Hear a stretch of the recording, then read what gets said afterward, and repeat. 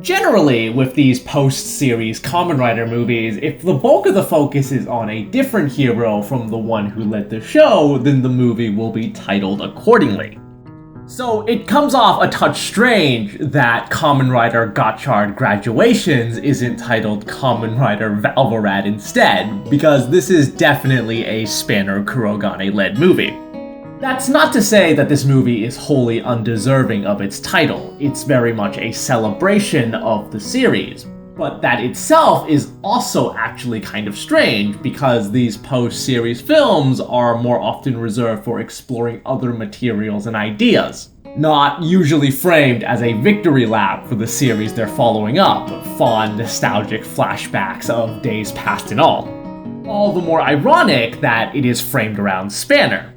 You know, Spanner, the guy who keeps a distance from the rest of the cast, turns his nose up at seemingly anything resembling fun, and derides everything else as a ridiculous joke.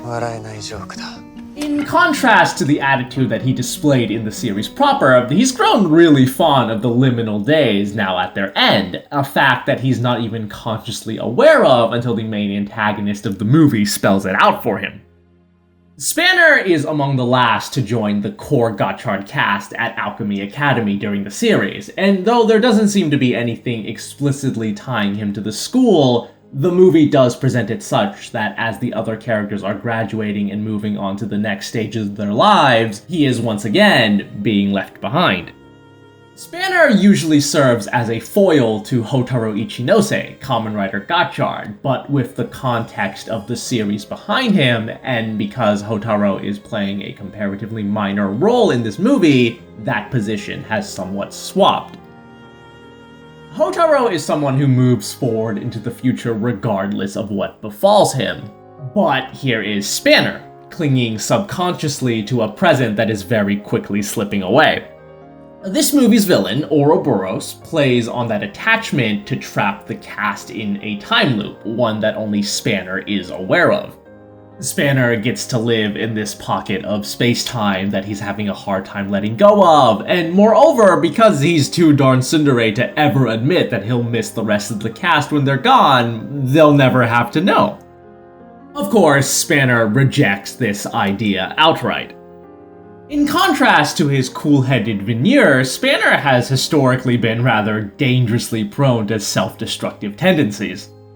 This is showcased once during the build-up to his debut as Kamen Rider Valvarad proper, when his darker tendencies made him a literal monster, and he kind of outright embraced it because he felt like he needed that power to achieve his ends.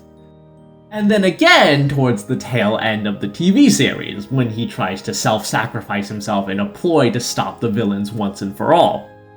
That time, Houtaro actually had to punch some sense into him. So, we have one rider who doesn't compromise if there is a potential for a better outcome, and another who consistently bends the knee to the easier, more logical solution.